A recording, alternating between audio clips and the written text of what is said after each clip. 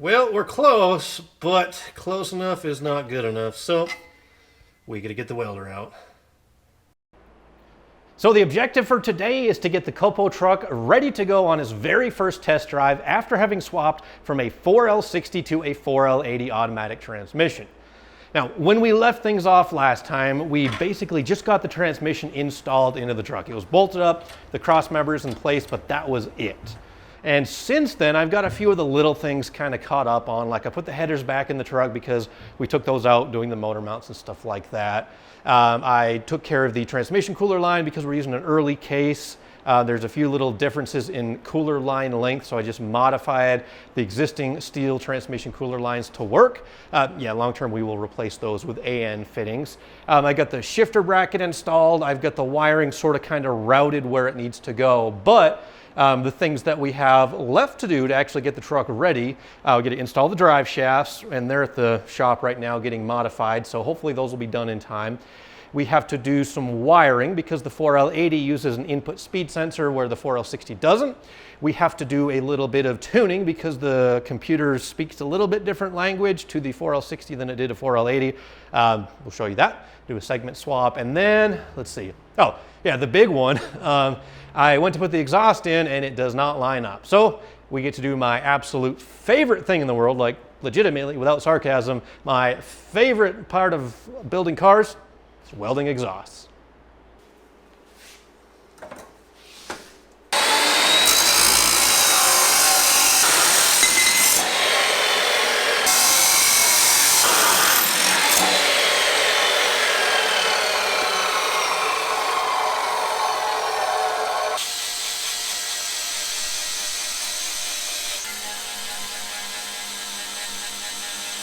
So we're trying something just a little bit different. I'm going to be installing these Vibrant flex couplers in the system.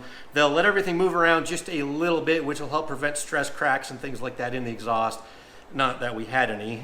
It'll make it easier to line our V-bands up, but also the reason I bought these actually is because they're said to reduce drone just a little bit, or actually some people say they'll significantly reduce drone. So that's why I bought them, and now they'll make my lineup work a little bit easier. So we'll get these TIG welded in and put them in the truck. This side is going to line up just great. I'm going to put one in the driver's side, and I hate to say this, but it's going to have to go under the oil pan on the transmission. I absolutely hate how it looks there, but functionally, I think it'll work. So anyway, I guess let's get to welding. I'm probably going to regret this. Number 12 monster cup and nozzle.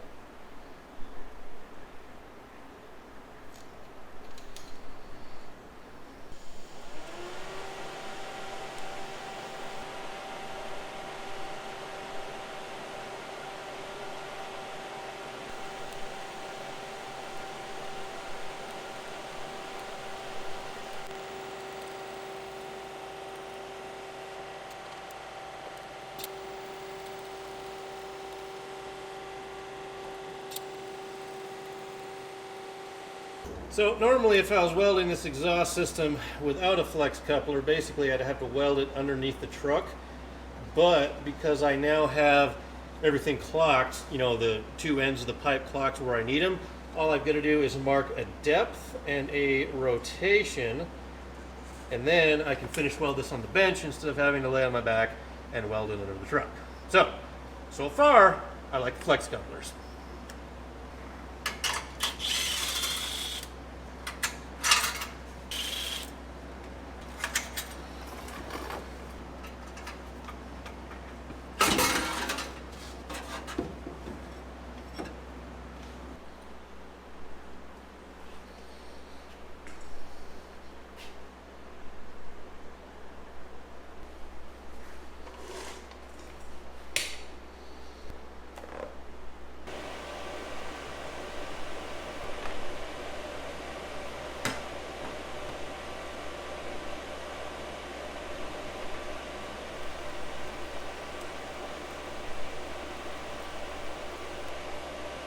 I'm going to give it a test fit and I will be right back. All right, everything fits just right. Let's burn her in.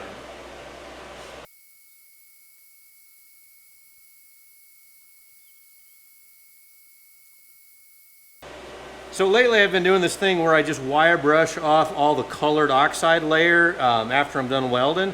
And I've kind of noticed that long term, I think it makes for a better looking weld because I have seen places that exhaust that I've built where it actually will rust a little bit where you leave those colored oxides, I guess, on there. But like this one's been on there for a while and I wire brushed it and it has a nice gold even finish instead of a little bit of rust. So yeah, there we go. One side done, one to go.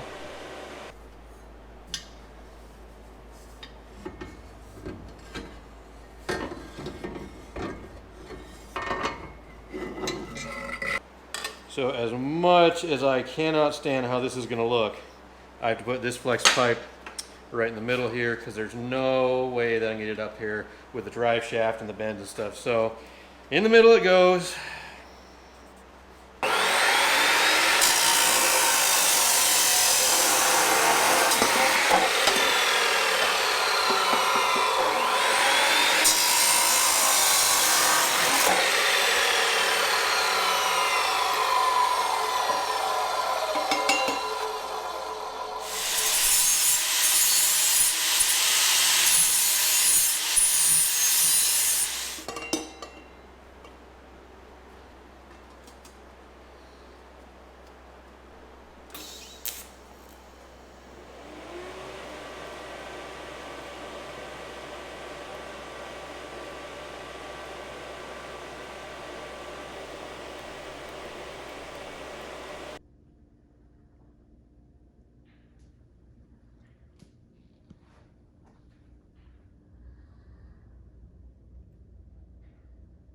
So the one thing I love about the way that this exhaust system came together is how serviceable it is.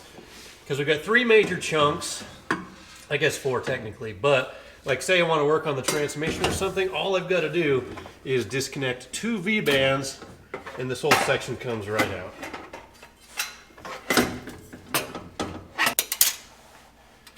I think the only thing I wish I would have done different on here is use vibrant V-bands on these, because they make those quick connect clamps, which are so much simpler. But these cheap Amazon V-bands, they actually work pretty good. I've had them on and off a dozen times. As long as you keep anti-seize on the bolt, won't have any problems.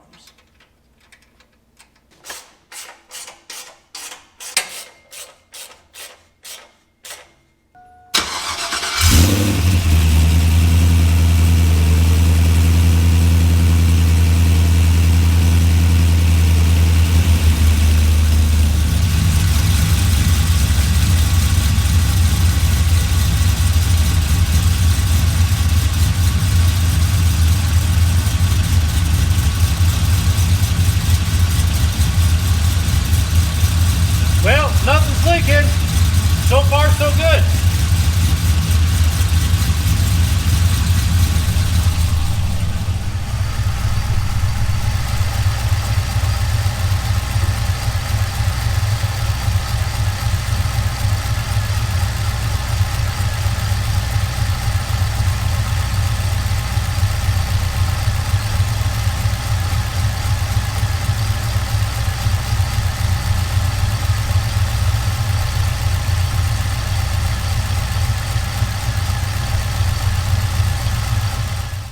So the main reason why I started modifying the exhaust today was just to get it to fit a little bit better. But I've had these flex couplers for a while, and the whole reason why I actually bought the flex couplers in the first place was to try to reduce some exhaust drone. And I kind of wrote the idea off, but I may be crazy. I think it might have finally taken away some, if not all, of the drone that I've been fighting on this truck since day one.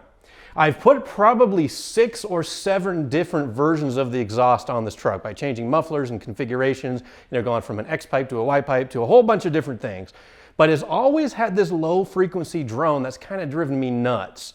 And the quarter wave resonator that I installed definitely reduced it a lot at a certain RPM. I think like 18 or 1900 RPM was the worst, but it's always had, even like at idle, just this low frequency drone that's driven me crazy. But believe it or not, I think these flex couplers actually are going to reduce it even more, just because they kind of prevent the vibration that's present in the exhaust pipes, from the engine from transmitting back through the rest of the truck. And I actually found a post from a Ford engineer, supposedly on one of the forums, and he said one of the reasons why they use flex couplers in certain vehicles was for a reduction in NVH, noise, vibration, and harshness. So once we get the truck out on the road and do a test drive, I'll give you guys my final verdict. I probably will change the exhaust again in the future because I do want to try some different mufflers and things out like that. But for now, maybe these will just kind of take care of the drone. They're vibrant performance. They call them a turboflex coupler. They say they're intended for use with forced induction applications, meaning they'll work better with higher heat and stuff like that. We'll see. I have seen some pictures of failed flex couplers, not necessarily from Vibrant. I try to get the best stuff possible. I can't say I'm crazy about that one that's under the transpan. It kind of drives me nuts that it's there instead of behind the header, but just unless I completely rebuilt that one branch, that was the simplest way for now. And now that it's done, it's kind of like a shortcut, and I wish I would have taken the time to rebuild that. And probably, you guys know me, I'll probably end up tearing it apart and changing it. But anyway, that's the exhaust done. Everything fits great. I started the truck up. I do need to repair a slight leak on the transcooler line where I flared one of the hard lines. I'll take care of that off camera. That's not very important. But now let's fix the rest of the 4L80 swap stuff. So we got to do some wiring. And then finally, we got to get the tuning software out and do a segment swap in the computer. And that should finally wrap up everything on the 4L80 swap on the COPO truck.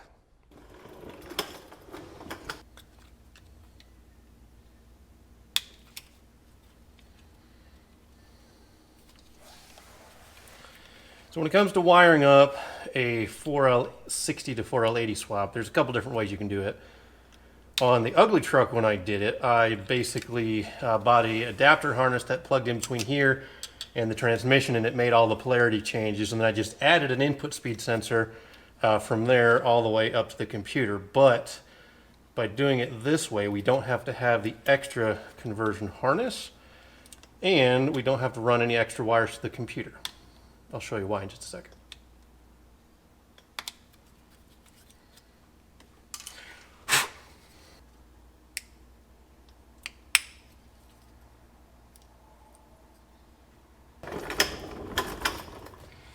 Also, another way I know I'm getting old is I need a light.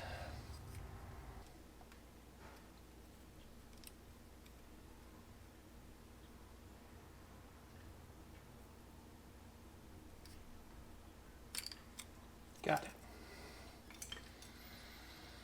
There's one wire out.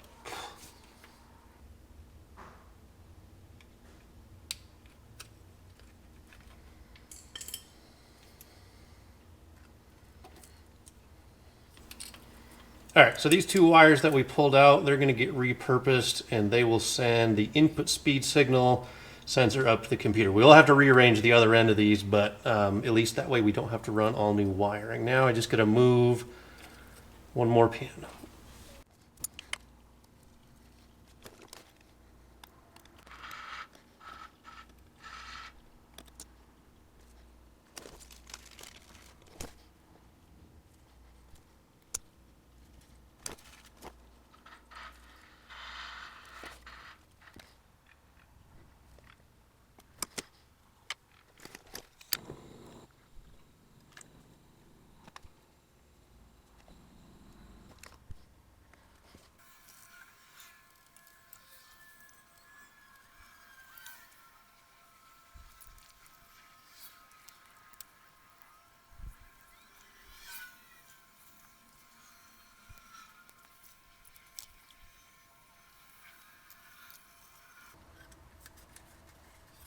There we go, finished product.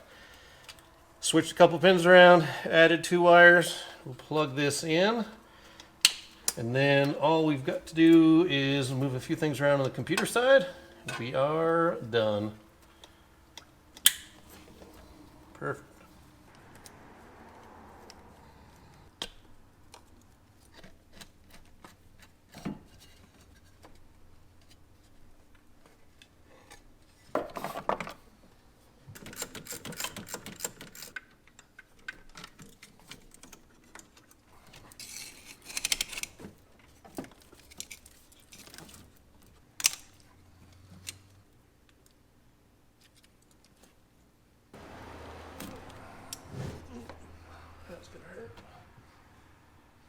All right, we got bad news, boys and girls, something that actually could put the brakes on all of our work today. I just checked in the freezer and we are all out of drumsticks. Got an orange creamy and a few more orange creamies. My son likes those, but yeah, no more drumsticks. Apparently I've been eating too many of them, so dang it. All right, there's wire number 2. Now, all we gotta do is move both of them right there.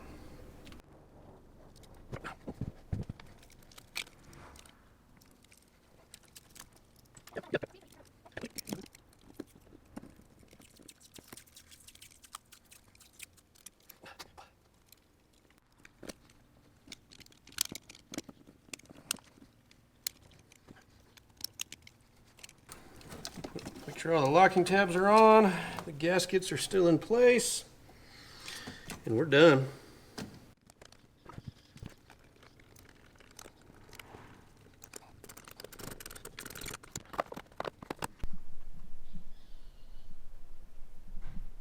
As soon as we got all the wiring taken care of, both on the transmission side of things and then on the computer side of things, the only thing we have left to do is build a tune and get it flashed into the computer.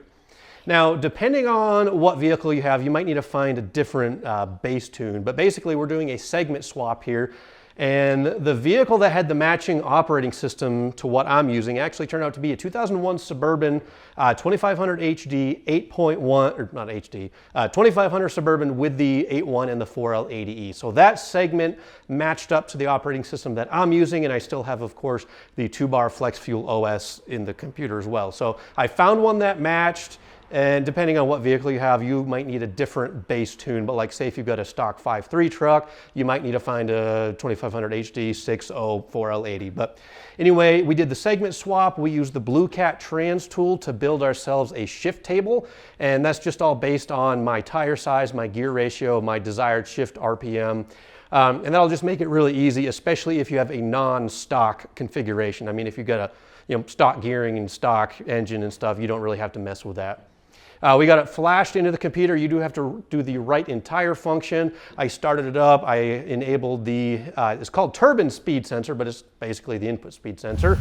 I enabled that and logged it to make sure our wiring job was correct, which it is. We have the input speed sensor reporting correctly into the computer, which means this job is done and it's time for a test drive when I install the drive shafts. And they're not quite done yet. I had to have them both modified. So I think in the next day or two, they'll be complete. So what that means for you guys, in one of the next videos, we're going on a test drive.